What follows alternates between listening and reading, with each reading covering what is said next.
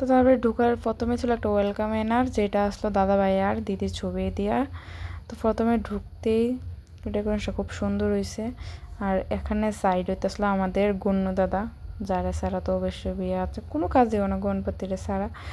তারপর আমরা যাইতে আসলাম গা রাস্তাটাতে হাইটটা, এটা সবটাই দাদা তারা বাড়ির রাস্তা।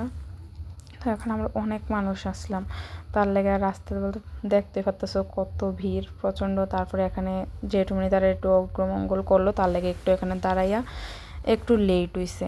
তো এখানে কারণ তারা অগ্রমঙ্গল করছে গুছাই, তারা রয়টিও কইরা তারপরে নিচে ঘরে।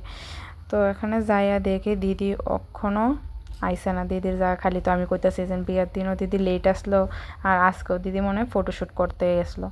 তো এই সময় আমার বোন যেন আমার কী কথা কইছে যেটা আমি শুনে দিয়েছি তাই বকাতে কোনো কিছুটা অন্যরকম কথা কইছিল মনে নাই।